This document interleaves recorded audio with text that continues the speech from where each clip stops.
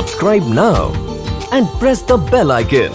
Never miss an update from hello guys, तो आपका फिर से मेरे यूट्यूब चैनल पे स्वागत है। ओके, तो आइए आज हम लोग एक न्यू चैप्टर क्लास 11th का लेकर आए हैं। ओके, जिसका नाम है सेट, और इंग्लिश में बोलते हैं हम, हिंदी में बोलते हैं हम लोग उसे समुच्च। ओके, यहाँ सेट्स भी होता है या सेट होता है। ओके, तो कोई इसमें परेशानी होने वाली बात कोई नहीं है। ओके, तो आइए पहले हम लोग देखेंगे कि सेट को हम लोग डिफाइंड कैसे करते हैं, मतलब उसका परिभाषित हम लोग कैसे करते हैं सेट को। ओके, तो मैं लिखता हूँ।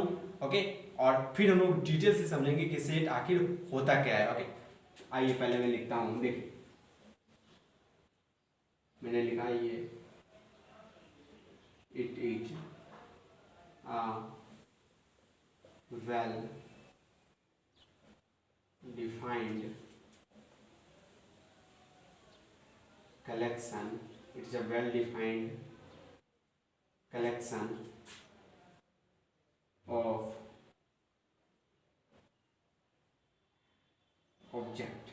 देखिए ये क्या होता है, सेट होता क्या है, तो ये एक वेल डिफाइंड कलेक्शन होता है। किसका? किसी ऑब्जेक्ट का, किसी भी ऑब्जेक्ट का एक वेल डिफाइंड कलेक्शन होता है, मतलब उसे जिसे हम लोग अच्छी तरह से परिभाषित कर सकते हैं, मतलब उसे अच्छी तरह से हम लोग डिफाइन कर सकते हैं।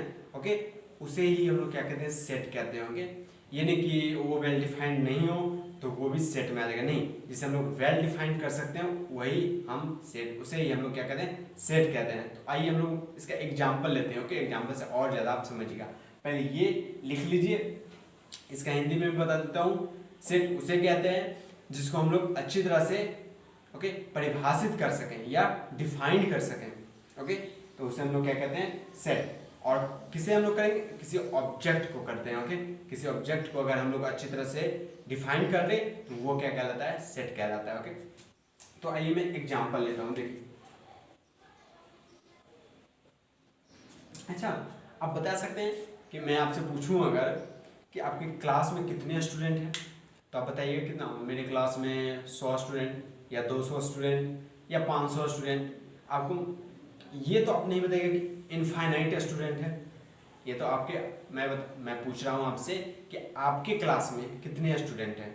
मैं स्कूल की बात नहीं कर रहा हूँ। ओके, हालांकि स्कूल की बात करूँगा तो वो भी हो जाएगा, बट मैं आपकी क्लास की अगर बात कर रहा हूँ तो आप बोलिएगा कितना, कि मेरे क्लास में 2000। इतने तो नहीं होंगे, मतलब हो गए तो आपको पता होगा कि मेरे क्लास में कितने हैं, मतलब वो क्या है, आपको डिफाइंड है, आपको पता है कि मेरे क्लास में इतने स्टूडेंट हैं, मतलब कि ये जो है वो डिफाइंड है, तो वो क्या होगा, एक सेट होगा। अगर मैं आपसे पूछ दूं कि बताइए कि भारत में कितने विलेज हैं, मतलब भारत में कितने गांव हैं, तो बोलिएगा बहुत सारे गांव हैं, मतलब उसे हम लोग गिन नहीं सकते हैं।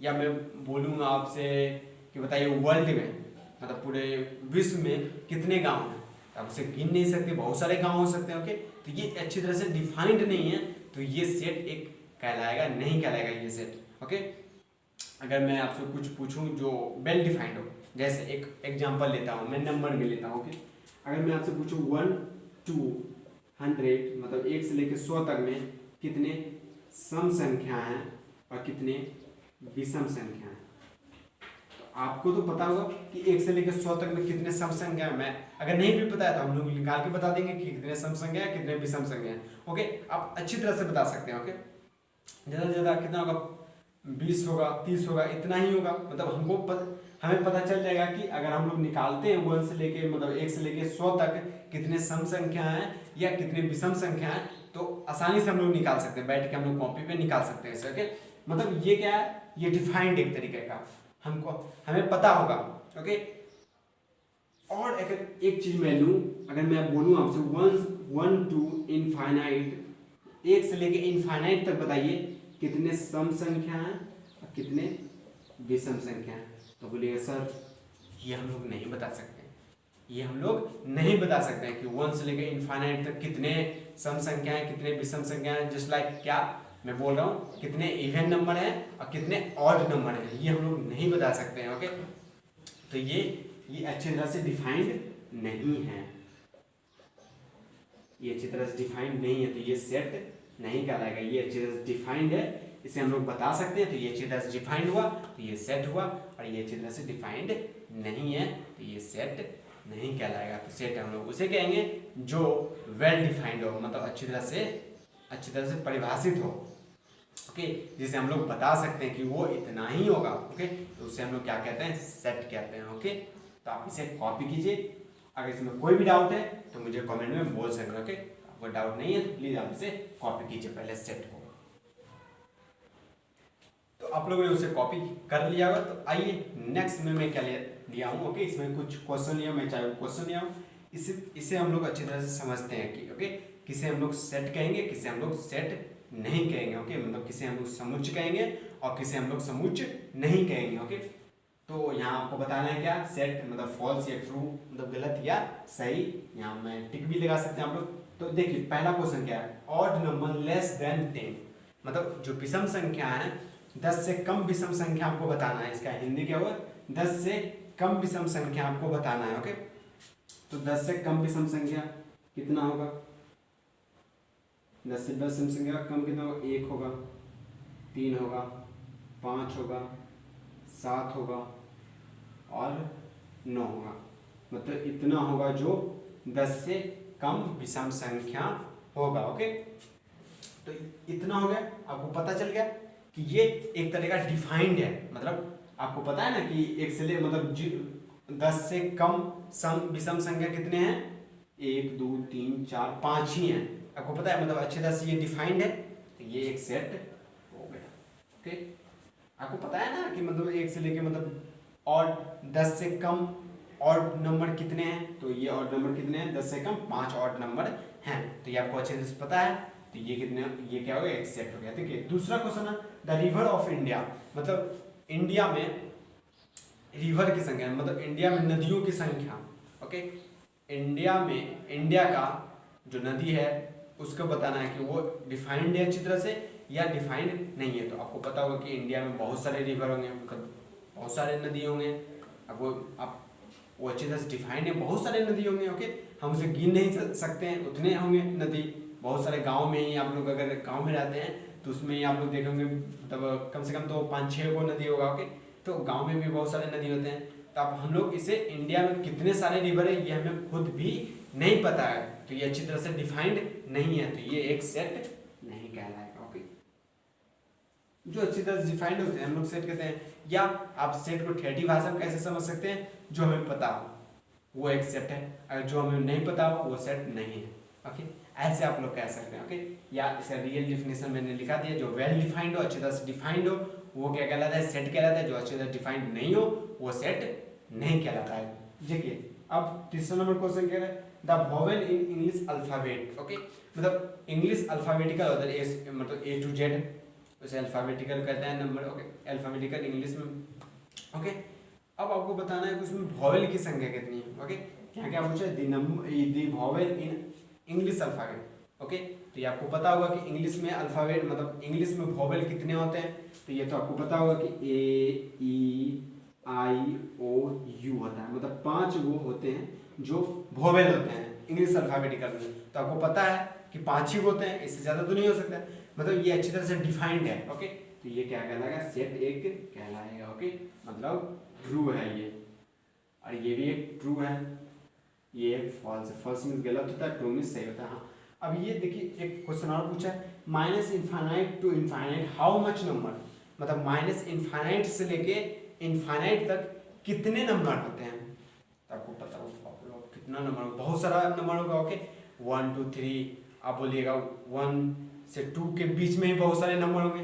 तो आप अच्छी तरह से डिफाइंड ही नहीं कर पाइएगा कि माइनस इनफाइनाइट से प्लस इनफाइनाइट कितने नंबर होंगे, ये तो हमें खुद भी नहीं पता है।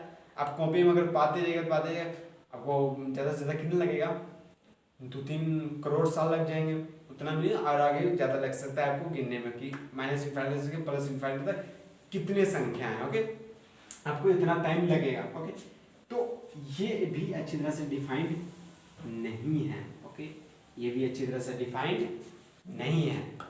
तो अगर ये भी अच्छी तरह से डिफाइंड नहीं है तो ये भी एक सेट नहीं होगा। ओके, तो आपको मैंने अच्छी तरह से बता दिया कि सेट किसे कहते हैं और सेट किसे नहीं कहते हैं। जो अच्छी तरह से वेल डिफाइंड हो, जो अच्छी तरह डिफाइंड हो उसे हम लोग सेट कहते हैं, जो अच्छी तरह डिफाइंड नहीं हो उसे हम लोग सेट नहीं कहते हैं, उसका मैंने क्वेश्चन भी करवा दिया आपको।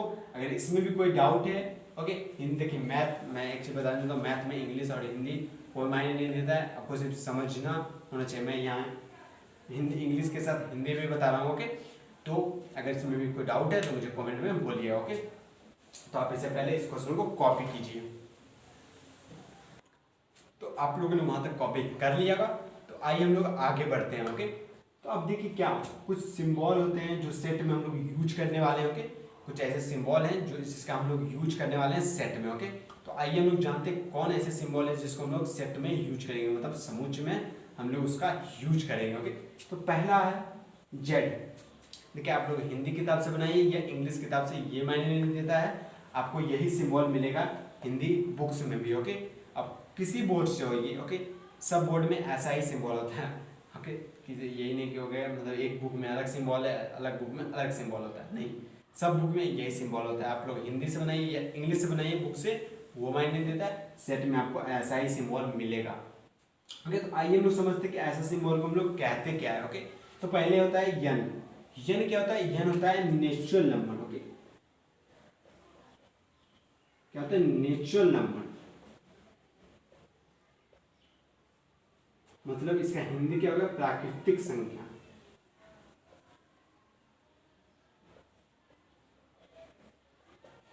क्या हो गया? देखिए यन क्या होता है? नेचुरल नंबर, जिसका हम लोग कहते हैं क्या? प्राकृतिक संख्या कहते हैं, ओके। आपको पता होगा प्राकृतिक संख्या क्या होता है, अगर नहीं पता है तो कोई बात नहीं, वो पता, चलिए मैं बता देता हूँ कि नेचुरल नंबर पहले कहते हैं किसे, ओके। तो नेचुरल नंबर कहते हैं 1 से लेके इनफाइनाइट तक, 1 टू इनफाइनाइट जो नंबर होता है उसे हम लोग क्या कहते हैं? नेचुरल नंबर कहते हैं, या हिंदी में बोलते हैं उसको प्राकृतिक संख्या कहते हैं, ओके। या आप लोग इसे इंग्लिश में बोलते हैं नेचुरल नंबर, ओके। अब देखिए दूसरा क्या है? जेड या आई। जेड या आई ये क्या होता है? इंटीजर होता है, ये इंटीजर, इंटीजर नंबर, पूर्णांक संख्या, okay. Integer number, okay. Integer number, integer को हम लोग दो तरीके से दिखाते हैं, मतलब पूर्णांक संख्या को हम लोग दो तरीके से सेट में दिखाएंगे। कौन कौन सा? पहला होगा जेड और दूसरा होगा आई। पहला क्या होगा? जेड होगा और दूसरा आई। दोनों ही सिंबल किसको रिप्रेजेंट करता है, ओके, किसको दिखाता है? तो वो इंटीजर नंबर को दिखाता है, मतलब पूर्णांक संख्या को ही दिखाने का वो दोनों काम करता है, ओके। तो आपको ये भी नहीं पता होगा कि इंटीजर क्या होता है, अगर नहीं पता है तो कोई बात नहीं, ओके। मैं बता देता हूँ कि इंटीजर आखिर होता क्या है। तो इंटीजर होता है, देखिए minus infinite to infinite number को हम लोग इंटीजर कहते हैं। सर इसे हम तो नेचुरल मतलब वास्तविक संख्या भी कहते हैं, ओके। नहीं, वास्तविक संख्या यही, आपको पता होगा कि वास्तविक संख्या भी माइनस इनफाइनाइट से लेके प्लस इनफाइनाइट तक होता है। बट एक बात आपको याद रखना पड़ेगा इसमें, ये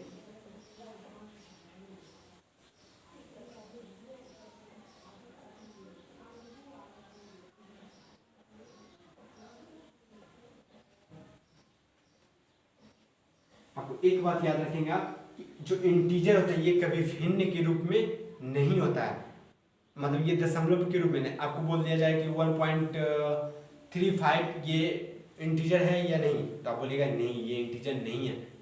क्यों नहीं है? कि ये भिन्न के रूप में, ओके। 1.35 आप कीजिएगा, जीरो को हटाइए, मतलब दशमलव को हटाइएगा तो नीचे में आ जाएगा, ओके। मतलब दशमलव के रूप में भी नहीं रह सकता, भिन्न के रूप में भी, दोनों एक ही बात है। तो ये पूर्णांक संख्या इसके रूप में नहीं रह सकता, but real number, okay, you know, आपको पता होगा कि रियल नंबर जो होता है वो क्या होता है? ये भिन्न के रूप में भी रहता है, बट इंटीजर भिन्न के रूप में नहीं हो सकता है, ओके। 3.14 ये इंटीजर नहीं है, ओके। 3 इंटीजर होता है, ओके। तो ये आपको मतलब दोनों में डिफरेंस पता चलेगा, अंतर क्या होता है रियल नंबर और इंटीजर में, पूर्णांक संख्या में, ओके। अब आते हैं क्यू।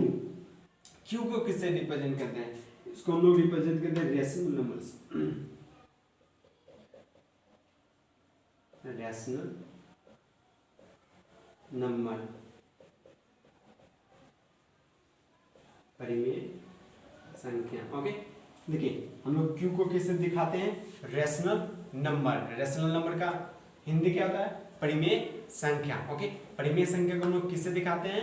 तो रेशनल मतलब परिमेय संख्या को हम लोग क्यू से दिखाते हैं, या इंग्लिश में बोलते हैं हम लोग इसे रैशनल नंबर। ओके, तो ये दिखाने का क्यू को अगर कहीं आपको क्यू दिखाई दे जाए तो आप क्या समझिएगा, वहाँ लिखा हुआ है रैशनल नंबर मतलब परिमेय संख्या। ओके, और मैं इसी में एक टॉपिक और भी बता देता हूँ, एक और साइन होता है क्यू नॉट। ओके, क्या होता है, क्यू पे ऐसा करके नोट लगा दिया जाता है, ये होता है इनरेशनल को दिखाने का तरीका। हालांकि सेट में इसका यूज नहीं किया जाएगा, मतलब इसमें बुक में नहीं था तो मैं आपको नहीं बता रहा था, बट मुझे लगा कि बताना चाहिए तो मैंने बता दिया कि क्यू पे अगर डैश लगा दिया जाए तो वो क्या होता है, वो इनरेशनल नंबर का सिंबल होता है। ओके, और रेशनल नंबर का सिंबल क्या होता है, क्यू होता है। क्यू को हम लोग किससे, रेशनल नंबर मतलब परिमेय संख्या। आप लोग इसके बारे में जानते होंगे कि 9th 10th में पढ़े होंगे अच्छी तरह से, रेशनल नंबर क्या होता है, परिमेय संख्या क्या होता है। ओके, तो मैं इसे नहीं बताऊंगा। ओके, तो अब आ जाते हैं आर। आर क्या होता है, आर हम लोग दिखाते हैं रियल नंबर। क्या होता है, रियल नंबर मतलब इसका हिंदी क्या होता है, वास्तविक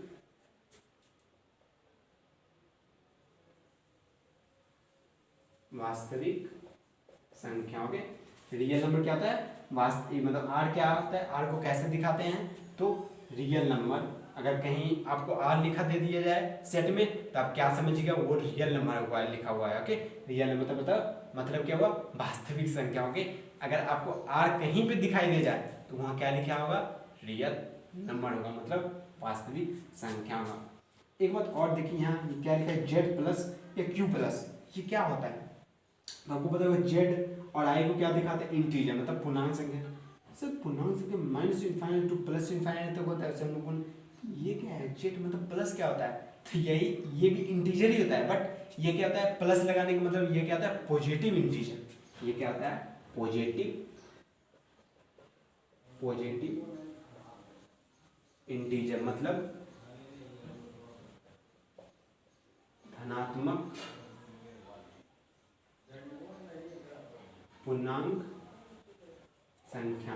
मतलब कितना, जी मतलब 1 से लेके इनफाइनाइट तक। ओके, ये क्या होता है, जेड प्लस दिखाने का मतलब क्या होता है, पॉजिटिव इंटीजर मतलब धनात्मक पूर्णांक संख्या जो होता है 1 से लेके इनफाइनाइट तक। ओके, तो ऐसा ये सिंबल जो होंगे वो आपको यूज आएंगे, किसमें यूज आएंगे, तो सेट में। ओके, तो आप इसे कॉपी कीजिए, वेरी इंपॉर्टेंट है ये। मैथमेटिक्स में बहुत सारे मतलब ये सिंबल जो होते हैं, आप लोग 11th में बहुत सारे ऐसे चैप्टर होंगे जहाँ पे ये सिंबल यूज होगा, तो आप समझ जाएगा कि वो इसका मतलब क्या होता है। ओके, एन कहीं यूज होगा तो वो नेचुरल नंबर होगा, जेड या आई कहीं यूज होगा तो वो इंटीजर होगा, अगर क्यू कहीं यूज है तो रेशनल नंबर होगा, और रेशनल नंबर मतलब परिमेय संख्या। और कहीं आपको रियल आर दिखाई दे जाए तो वो रियल नंबर मतलब वास्तविक संख्या, और कहीं जेड प्लस दिखाई दे जाए या आई प्लस दिखाई दे तो वो पॉजिटिव इंटीजर कहलाएगा मतलब धनात्मक पूर्णांक संख्या कहलाएगा। अगर क्यू नॉट कहीं दिखाई जाए, क्यू नॉट इसे नोट कहते हैं। ओके, क्यू नॉट दिखाई जाए तो इनरेशनल नंबर को डिनोट करता है, मतलब इनरेशनल नंबर अपरिमेय संख्या। ओके, तो आप यहाँ तक कॉपी कीजिए, अगर इसमें कोई भी डाउट है तो मुझे कमेंट में बोलिएगा, तो आप इसे कॉपी कर लीजिए। तो आप लोगों ने वहां तक कॉपी कर लिया होगा। ओके, तो आइए हम लोग आगे देखते हैं। ओके, आगे में हम लोग क्या पढ़ेंगे कि मतलब एक नोट लिखेंगे, वेरी इंपॉर्टेंट नोट है, अगर समझ में आए तो बहुत अच्छी तरीके से समझ, बहुत अच्छी बात होगी। ओके, तो देखिए पहले देखिए आपको सेट को अगर लिखने आना चाहिए कि सेट कैसे लिखा जाता है। ओके, तो मैं बता देता हूँ कि सेट आप इस तरीके से लिखते हैं। ओके, किसी भी सेट को हम लोग इस तरीके से लिखते हैं। और मैं एक चीज़ और बताता हूँ, किसी भी सेट को आपको डिफाइन मतलब दिखाना होगा, ओके, किसी भी सेट को आपको दिखाना होगा तो वो हम लोग कैपिटल लेटर से दिखाते हैं, मतलब कैपिटल बड़ी ABCD जो होता है उससे हम लोग दिखाते हैं। ओके, किसी भी सेट को हम लोगों को दिखाना हो तो हम लोग किससे दिखाएंगे, कैपिटल लेटर से दिखाएंगे। जैसे A हो गया, B हो गया, तो वो हम लोग बड़की B देंगे, बड़की C देंगे, मतलब कैपिटल लेटर से ही हम लोग किसी सेट को दिखाएंगे। ओके, तो पहली बात आप याद रखिए, किससे हम लोग दिखाएंगे किसी सेट को, कैपिटल लेटर से। ओके, आपको कोई पूछ देगा कि सेट को किससे दिखाते हैं तो कैपिटल लेटर से सेट को दिखाते हैं। ओके, तो आप याद रखिए कैपिटल लेटर से हम लोग सेट को दिखाते हैं। ओके, हाँ, और एक बात और याद रखिए कि ये जो अंदर वाले भाग होते हैं, मतलब अंदर में जो रहते हैं उसे हम लोग क्या क्या कहते हैं, तो उसे हम लोग ऑब्जेक्ट कहते हैं। क्या क्या कहते हैं, इसके अंदर वाले जो भाग में जितने भी पार्ट हैं उसे हम लोग ऑब्जेक्ट कहें, ऑब्जेक्ट्स या ऑब्जेक्ट कहेंगे। ओके, मतलब A ऑब्जेक्ट है, B ऑब्जेक्ट है, I ऑब्जेक्ट है, O ऑब्जेक्ट है, U ऑब्जेक्ट है, या इसका दूसरा नाम एलिमेंट होगा। एलिमेंट, या तीसरा नाम एक और होता है जिसको हम लोग मेंबर कहते हैं। ओके, तब इन तीनों में जो भी बोल सकते हैं, आपको बोल देगा कि बताइए ए सेट में कितने एलिमेंट है, तो आप बताइए ए सेट में कितने एलिमेंट है, 1 2 3 4 5, 5 एलिमेंट है ए सेट में। ओके, अगर आपको बोल देगा कि ए सेट में कितने ऑब्जेक्ट है, सेम वही बात हो गया, 5 ही ऑब्जेक्ट हैं। अब बोल देगा आपको ए सेट में कितने मेंबर है, तो 5 ही मेंबर है। ओके, तो आप इसे समझिएगा। ओके, कि इस जो अंदर वाले पार्ट होते हैं वो क्या होते हैं, एलिमेंट होते हैं। ओके, और एक बताओ कि एलिमेंट को जो होगा या मेंबर को या ऑब्जेक्ट को हम लोग स्मॉल लेटर से दिखाएंगे। ओके, अगर 1 2 3 डाल तो वो अलग बात हुई, मगर ABCD में अगर दिखाना हो एलिमेंट को तो हम लोग स्मॉल लेटर से एलिमेंट को दिखाते हैं। ओके, और कैपिटल लेटर से हम लोग सेट को दिखाते हैं, ना कि एलिमेंट को। एलिमेंट अलग चीज होता है, एलिमेंट ये अंदर वाला भाग होता है, एलिमेंट ऑब्जेक्ट और मेंबर कहते हैं इसे। ओके, और सेट कितने कहते हैं, जो इसे जिसे हम लोग मतलब किसी सेट को अगर दिखाना है तो स्मॉल बिग ले मतलब कैपिटल लेटर से दिखाएंगे, और किसी एलिमेंट या ऑब्जेक्ट या मेंबर को दिखाना हो तो हम लोग स्मॉल लेटर का यूज करते हैं। ओके, और किसी सेट को हम लोग इस तरीके से दिखाते हैं। ओके, तो आप इसे कॉपी कीजिए, और जो एलिमेंट होगा अगर ABCD में है तो वो स्मॉल लेटर में होगा, ना कि अगर आपको एलिमेंट भी दे दिया जाए ये ऐसे करके दिखा जाए तो ये क्या होगा, ये गलत हो जाएगा। ओके, तो आप याद रखिएगा। ओके, ये तीनों बात मैंने बताया। पहला क्या बताया, किसी सेट को हम लोग स्मॉल लेटर से नहीं दिखाएंगे, कैपिटल लेटर से दिखाएंगे। दूसरा मैंने क्या समझाया आपको कि उसमें जो एलिमेंट होगा, उसमें जो अंदर वाला भाग होगा उसे हम लोग उस पार्ट को क्या कहेंगे, कह सकते हैं एलिमेंट कह सकते हैं, ऑब्जेक्ट कह सकते हैं, या मेंबर आप कह सकते हैं। 3 नाम होता है उसका। ओके ओके, या हिंदी में बोले तो उसको अवयव हम लोग कहते हैं। ओके, हिंदी में क्या होता है, अवयव होता है। ओके, हाँ, और किसी सेट को हम लोग मेंटली ब्रैकेट से दिखाते हैं। ओके, तो आप इसे कॉपी कीजिए, यहाँ लिख लीजिएगा मैं जो बताया हूँ। ओके, तो आप इसे पहले कॉपी कर लीजिए। तो आप लोगों ने कॉपी कर लिया होगा, तो आज का वीडियो हम लोग यहीं स्टॉप करते हैं। ओके, नेक्स्ट वीडियो में हम लोग क्या पढ़ेंगे, टाइप्स ऑफ सेट, मतलब सेट को कितने प्रकार में बांटा गया। ओके, या काइंड ऑफ सेट, मतलब सेट को कितने प्रकार में हम लोग बांटते हैं। तो सेट का 2 प्रकार होता है, एक सेट बिल्डर फॉर्म होता है, एक रोस्टर फॉर्म होता है। आपके पास बुक होगा तो इन दोनों फॉर्म को आप स्टडी कीजिएगा। ओके, तो आप अच्छी तरीके से अगले जो वीडियो में मैं इन दोनों के बारे में बताऊंगा तो आप अच्छी तरह से डिटेल से समझिएगा। ओके, अच्छी तरह से आप लोग समझ में आएगा अगर आप सेल्फ स्टडी करके एक बार अगर ये दोनों फॉर्म को आप लोग पढ़ लेते तो और अच्छी तरह से आपको समझ में आएगा। ओके, और आज हम लोग यहीं वीडियो खत्म करते हैं। ऑल द बेस्ट, आप अच्छी तरह से पढ़ाई करते रहे, और इस वीडियो को लाइक, अगर आपको अच्छा लगा हो तो लाइक सब्सक्राइब एंड शेयर करें। आप अगर इस वीडियो से कुछ सीखे हैं तो please like subscribe and share करें। Thanks you all.